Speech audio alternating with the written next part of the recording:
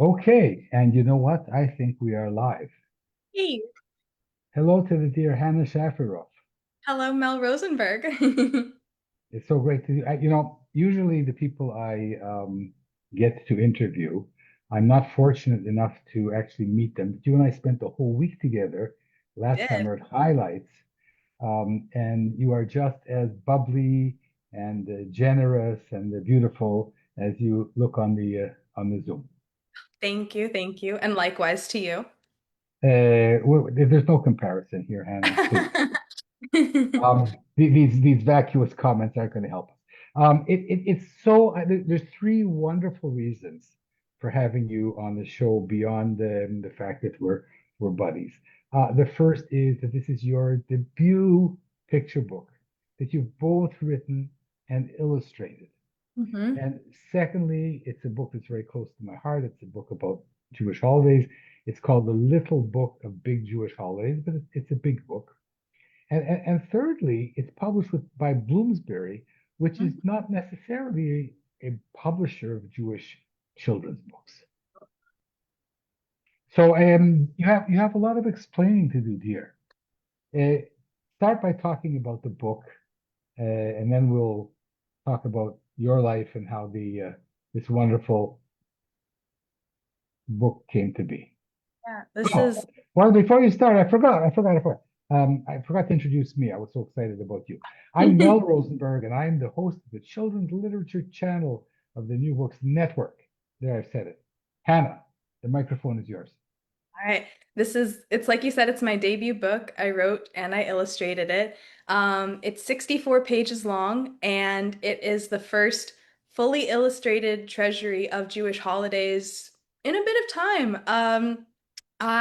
There's so many beautiful books about holidays that have a wonderful narrative and story to it, but I wanted to create something that was more about the meaning behind the rituals, why we celebrate, how we celebrate, to really give people who maybe aren't as familiar with the holidays, or maybe it's families with young children and they're just starting out on that journey. I wanted to give them a base and a foundation, just like a little smidge. I mean, you can spend your whole life learning about these holidays and about the rituals and traditions and customs, but I just wanted something that they could like kind of dip their toes into.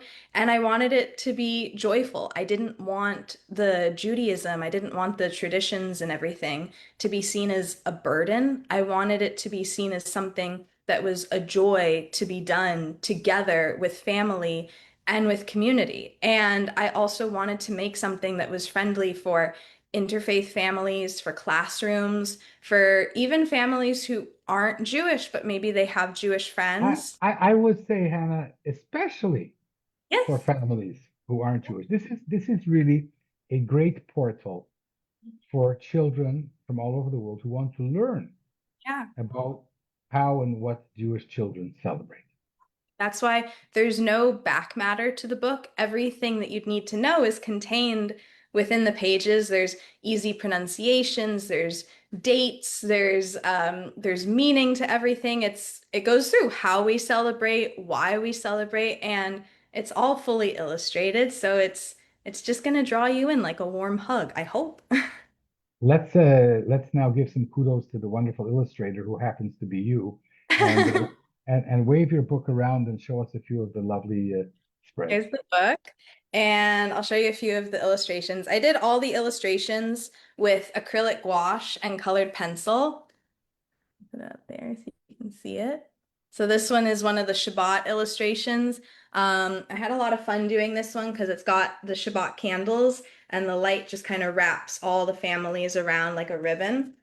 I only had 8 weeks to do the illustrations. There are about 30 illustrations in the book, and I did them all in 8 weeks. Incredible. The one for Rosh Hashanah. So we got a big shofar that goes across the page. We got the congregation, got some instruments up here for the holiday. And yeah, so I hope everybody likes it as much as I enjoyed making it. It's obvious that you enjoyed making it. Let's now talk a little bit about how it happened. Having a book deal is a miracle. It's almost like the light that lasted 8 days on Hanukkah. Um, how did your miracle happen? It happened, it started about 3 years ago. So I was already working with my agent for almost a year at that point, and this was in the fall of 22. My agent had sent out my work to art directors and editors, and they really liked my work. They didn't want to take on anything that she had sent them, but they liked some illustrations I had done, a series of illustrations for the Jewish holidays. I had done a mentorship with the illustration department podcast, Giuseppe Castellano, and I made a series of, I think it was 12 holiday illustrations. And a few art directors were like, "Oh, this is really cool. Let us know if she does anything with this because we like this. This is really nice." And so my agent said, "How about you make a proposal for a treasury of Jewish holidays?" And I said, "Okay." So I put together, in about 6 weeks, a proposal for this book. And I did that. I finished that around the high holidays of 22. And I got the contract for this in 23. It took a few months, and I'm really happy with how it turned out. It's incredible. And who was the editor that you worked with at Bloomsbury?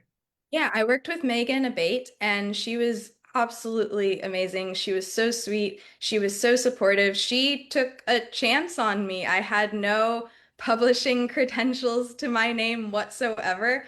But she and the team saw something in this, and I'm forever grateful for that. Okay, so I want to take you to little baby Hannah, and then following that, we'll talk about how you found Sorka Fairbank, your agent. Okay. So let's start with baby Hannah. Um, you know my theory that those of us who write picture books are stuck as young children somewhere in our psyche. Yeah. Yeah, You that can would you can dispel the notion, or I was always drawing when I was little, and my parents always encouraged it. It was never like put down the crayons and like go do something productive. No, they thought that it was productive. They thought it was great. They thought it was a great use of my time. And when I was little, I would try to, like, I wasn't really writing stories, but I would try to like put a book together. I would take cardboard and like try to cut like a cover and a spine and a back cover. Like I wanted the whole thing, the whole 9 yards. And so I would try to make little books. I was mostly homeschooled growing up, and so that gave me time. why was that? Hated school. Oh my gosh. I probably shouldn't talk about that as a children's book No, illustrator who's like hoping to, no, but Hannah, I think that you should. yeah, I was not super happy in school. I was happier at home. I did better there, and I'm lucky enough that my mom, she wasn't in a job. She was a homemaker. She was taking care of me. That's a full-time job. And so she was able to be my teacher for the time that I was in grade school.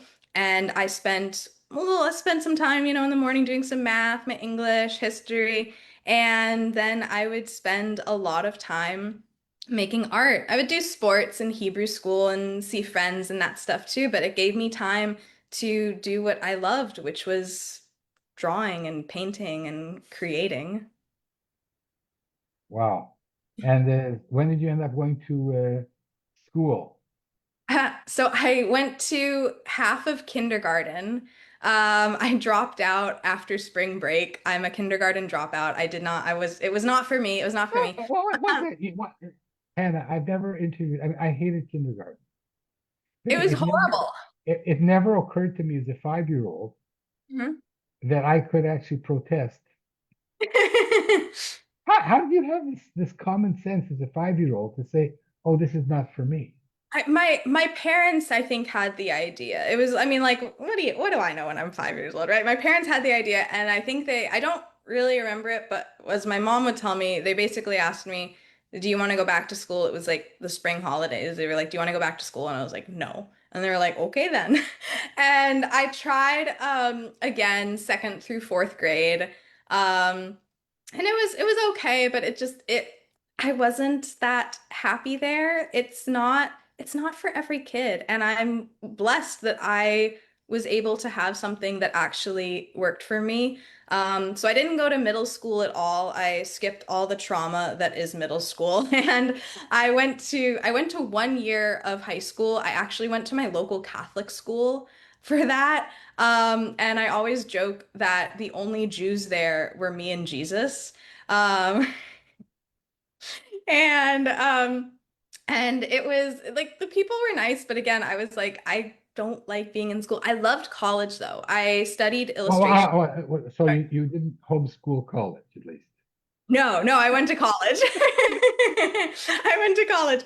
I started at my community college because I didn't have high school transcripts or test scores or anything. I had the like equivalency of my high school diploma because in California you are able to take this proficiency exam, which gives you like the equivalent of your diploma starting at 16. So I had that. But other than that, I had nothing. And so I started at my community college and I loved it. It like even just the general ed classes, I was like, this is it now. This I'm feeling it. And then I started to take some art classes. I took a drawing class one spring semester. It was just it was the basic drawing class that everybody had to take for any other art classes you wanted to take after that. And it was the best. I didn't feel like I was doing work. I felt like I was creating, which I was. And so that's when I said, maybe I should actually go to school for art because I wasn't really sure what I was going to do. And when you're 17, 18, who knows what you want to do, right? You're just starting out. You don't know anything. And so I'd taken the drawing class and then I started to add on more art classes. It was like 2D design and 3D design, which were like all just the basic classes, art history classes, and it was the best. And I was like, okay, I'm gonna transfer for art. And so I transferred to Cal State Long Beach. I transferred into studio art, and the way it works at that school is you arrive as just a studio art major. So that would be your BA, and you take a whole bunch of different classes. It would be like painting and sculpture and drawing and illustration and a whole bunch of stuff. And I said, no, no, no, I want the focus to be illustration. So you apply for the BFA program, and they had like a dozen different ones. You could do a BFA in like woodworking and fibers and metals and jewelry, and they had illustration. And so I sent my portfolio in for the professors to review, and they accepted me, and I started to take all the illustration classes. So we had like four illustration classes, we had sequential imagery, we had like production classes.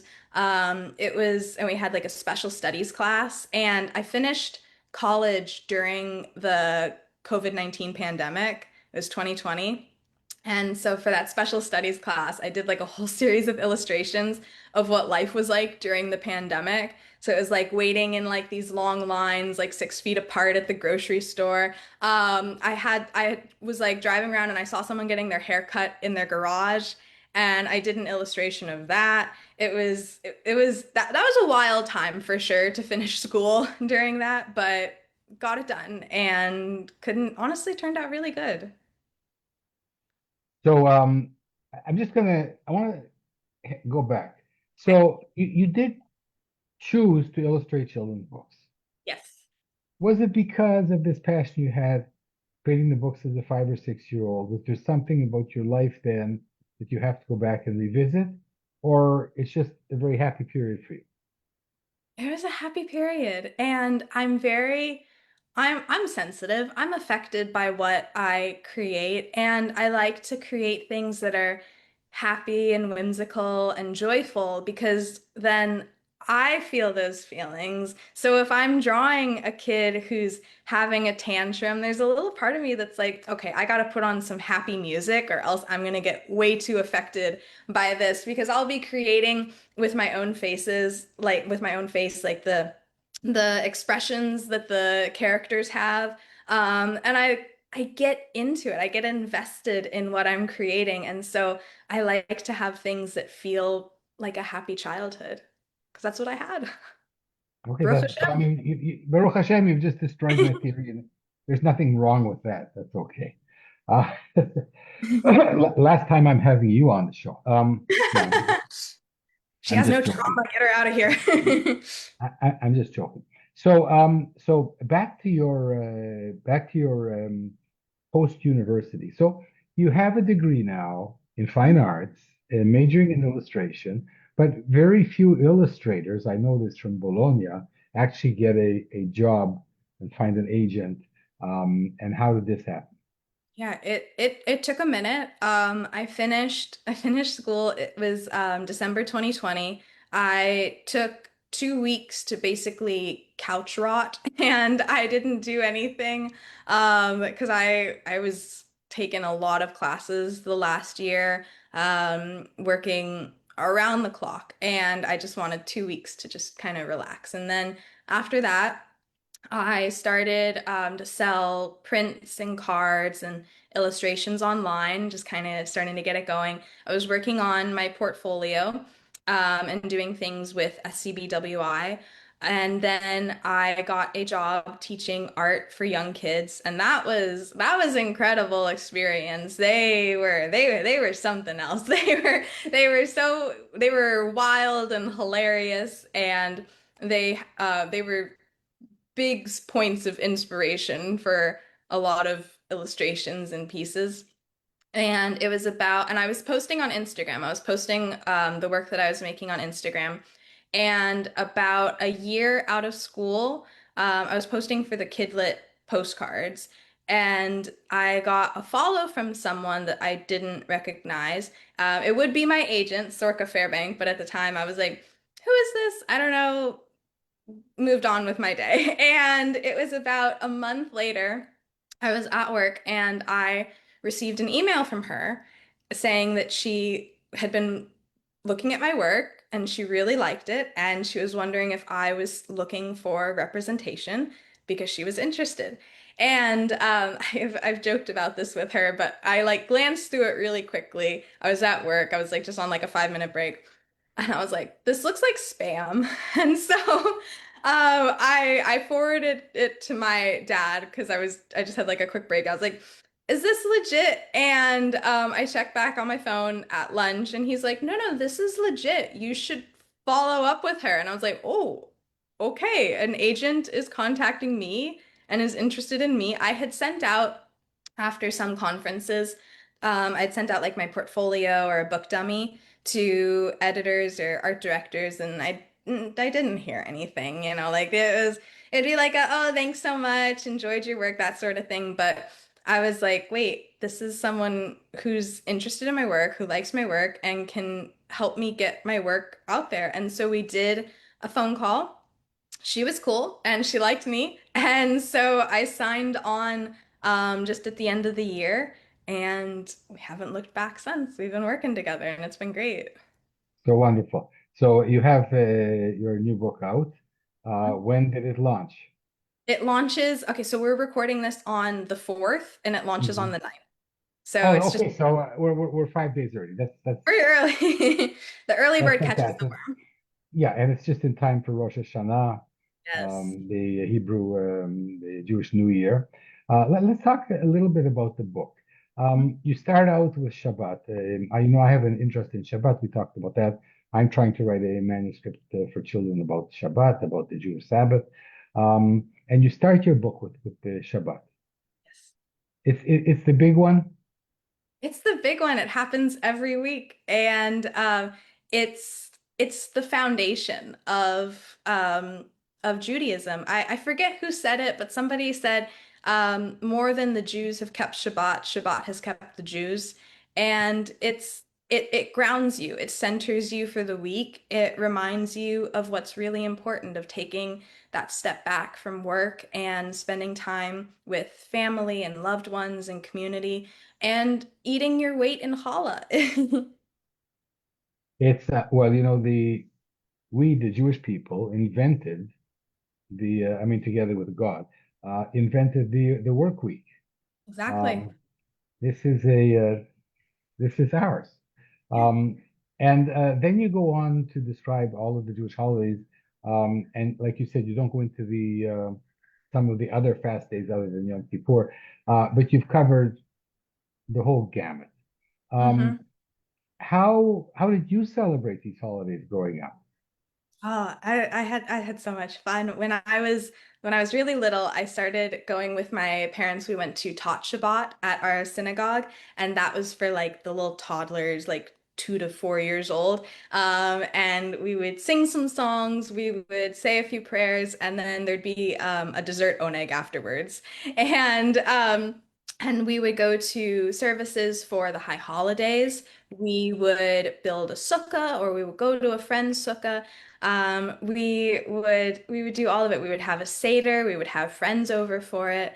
And I found my parents always celebrated the holidays with joy. It wasn't like there was like all this complaining. It's like, oh, we gotta build a hut and we gotta get rid of all the bread on Passover. I mean, there's always a little kvetching. We're Jews. We gotta kvetch a little bit. But it was seen as something that was that was a blessing. It was a blessing and not a curse to be Jewish. And I took that to heart. And you grow up, you go to college and you kind of lose focus a little bit sometimes as happens in one's youth. And but after a while I started to get, can you hear me okay?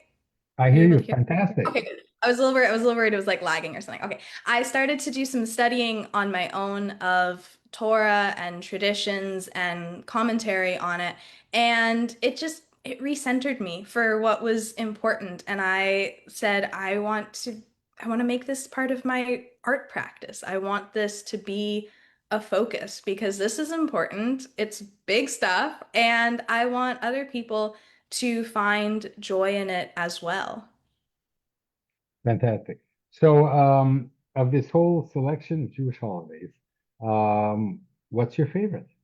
My favorite to celebrate or my favorite to illustrate? You know, that's an open question. We're going to do both of them, Hannah. I love Shabbat. It's every week. It's something so special. Whether it's at home with my parents and just like a nice cozy night in, or going to a Shabbat dinner where there's 100 people. There's something special. There's a different feeling to that day than all the other days, as there should be. But I also really loved illustrating Passover. I love Pesach. I love that it's like one of the oldest rituals that's still practiced today. I had a lot of fun illustrating frogs for in the book, and I love that there's this continuity, this continuation of these rituals and traditions for thousands of years, and it's still going strong. And your favorite holiday to celebrate is? Shabbat, Pesach, Rosh Hashanah, not Yom Kippur. Sukkot. I love Sukkot. I love building the sukkah. Oh, that's a different story. But having friends over to celebrate it, I love that. I absolutely love that. And the weather is good in California, so there's no problem. Yeah, yeah, we get a little bit of mosquitoes, so you get some bug spray in the sukkah and you're good to go. God created the mosquitoes too, you know. For some reason, when the Moshiach comes, we'll have the answers to that. That's correct. A good thing for the Messiah to, you know, to take care of the flies and the insects and the pathogenic bacteria and viruses and so on. Exactly, exactly. Hannah, would you like to read a little bit from your book? Sure, I can read a little bit. What holiday would you like? Why don't you pick one? Hmm. How about we start? with Shabbat. Okay. We already talked about Shabbat, but I see you're Oh, if fixated you want on to, it. we could do a different. We can, And, and so am I, so it's fine with me. we could do Rosh Hashanah. Sure. All right. It's So it's your book, it's your show, dear. okay, so this is Rosh Hashanah. So we got some apples and honey, and we got some round challah, and of course a little doggy. And so how we celebrate during Rosh Hashanah, we eat crisp apples dipped in golden honey to symbolize the sweet new year. The challah we enjoy every Shabbat takes on a new shape for Rosh Hashanah. Instead of a braided loaf, we eat round challah to symbolize never-ending goodness in the new year. And sometimes we add raisins for extra joy and sweetness. Do you want That's so more? sweet. That's so sweet. Um, maybe in a few minutes, but let's talk now about the research that goes into writing a book like this. Ooh, that was a lot. I knew most of it myself. It was things that I had learned, things that I had like growing up, or things that I had researched on my own. And so I had the information in my brain. A lot of it was fact checking myself and making sure that what I thought I knew was actually true.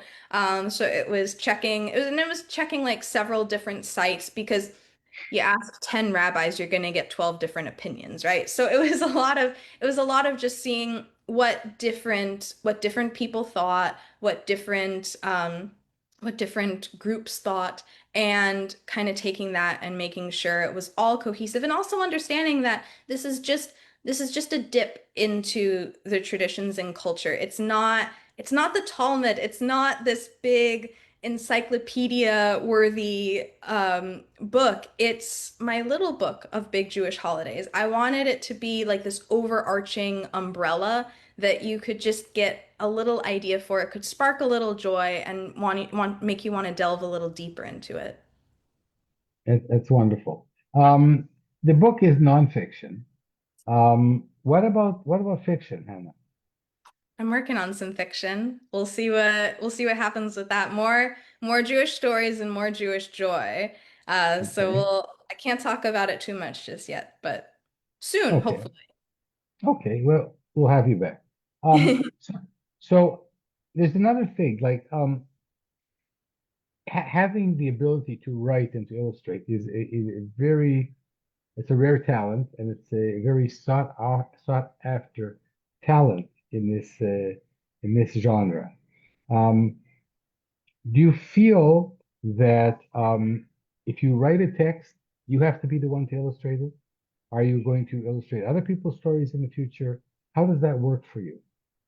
I would illustrate other people's stories, but I think stories that I write, ideally, I would like to illustrate all of them, because for me, the words and the text are something that are kind of born together. I see it all unfolding at once. I'd say it's kind of like a movie in my brain. And I could separate the illustrations, but to separate just the text, I don't know if I could do that. I don't know if I'm up for that challenge, Mel. I'm just asking, as an author who, looking for an illustrator. I mean, who knows? Um, what advice do you have, Hannah, for the up and coming writers and illustrators who don't have agents, don't have book deals?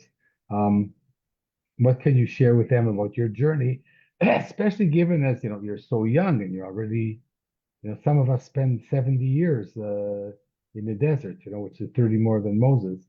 Um, and you're young, very young, and wonderful book out with a major publisher, and the sky's the limit for you.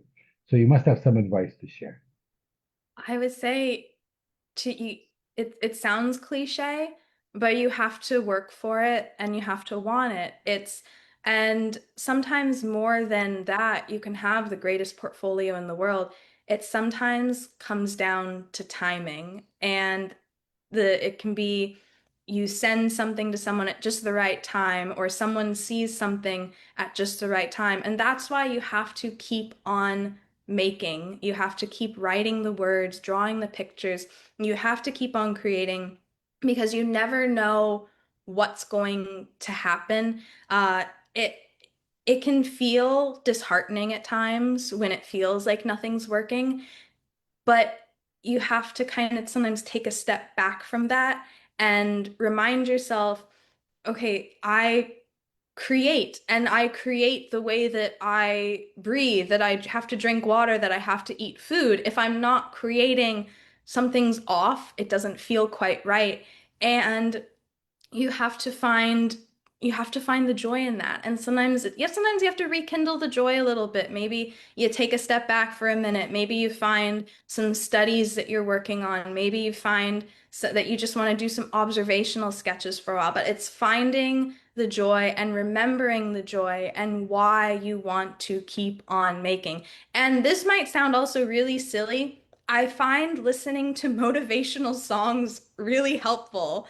I I like Okay, yeah, that's advice we haven't had on the show. I don't Um, I feel like these are children's songs or no, adult songs? no, like What do you mean, Katy, like I Will Survive or something? yeah, like that or like Katy Perry's Firework. I feel that when you sing those songs out loud, it can be whatever you like, as long as it's motivational. No depressing songs. We can save those for later. But like when you're listening to happy motivational songs and you're singing it out loud, maybe you're like dancing a little bit, it does something to the brain chemistry and it creates this new joy, this new feeling. And it's like how exercise kind of helps you release endorphins. I think singing and dancing can help you release that too. And so I'm no scientist, I'm no physiologist, but make a playlist of happy motivational songs. Listen to it while you're working, while you're driving, and it couldn't hurt. It couldn't hurt. It'll keep you in a good mood, if nothing else. This is such Michigan advice that I love it. Um, Sometimes that's the best advice. no, Hannah, I mean, I was counting on you. I mean, where were you when I was getting rejected hundreds of times? And I mean, I'm a musician, and I would never say, "Oh, what's going to be good for you now is to play some happy music," because when you're rejected, you know, it's like somebody stabs you in the heart. Oh yeah. Um, you know, I'm thinking, you know, that uh, you know, Hamlet doesn't say, "Oh, let's put on a happy tune." But th this is really good advice. If you can, it's like a playlist of rejection. Hmm. Every time you get rejected, you listen to a happy song. I love it. The Yeah. next time I get rejected, because even people with agents and with book deals get rejected all the time. I still face rejection. I'm gonna put on a Survivor song. Yeah. That's great advice. Any other advice? Hmm. Celebrate every little win, even if it's just with some ice cream, because it's all a journey. It's a like it cliche again. It's a marathon, not a sprint, and you need to reward yourself with whatever feels right, whether it's like a little trip to the beach, a little ice cream, maybe your favorite comfort movie, something that reminds you of why you're doing this. And it's like the happy motivational songs that keeps you going to the next milestone. I think that's wonderful. So listen, we're gonna have to say goodbye. But when your next book comes out, let's do another interview. Sounds good. Um, and I'm really I'm astounded by the success. We talked about it last summer, and now it's actually happened. Your miracle, your well-deserved miracle, has come to fruition. And let's again applaud you and everybody else involved for your book, my little book of big Jewish holidays. It's actually my big book of bigger Jewish holidays by Hannah Shafiroff, and it's just coming out in 5 days with Crazy. Bloomsbury. And I know you have other books cooking that you can't talk about yet, which will be a Mhm. good reason to have you back on the show. Sounds good. In the meantime, I would say it's a great book for Jewish families. It's like an encyclopedia for very young kids. So beautifully illustrated. And there's so much love in this book, Hannah. And so then I'm also going to recommend it for my non-Jewish friends who want to know a little bit about our wonderful religion. Hannah, it's been great having you on the show. I tickle pink, and it's great to see you again. And I will just sign off because I'm Mel Rosenberg, the host of the Children's Literature Channel for the New Books Network, and I've been here with the wonderful Hannah Shafiroff, a wonderful author and illustrator who's at the beginning of a stellar career. Thank you so much, Mel. So Shana Tova, which means Happy New Year, and your parents did well by you. What can I tell you, dear? Thank you. Thank you. Tell them they did a good job homeschooling you, semi-homeschooling you, whatever they did, you turned out splendid. Thank you so much. Bye, dear, until we meet again.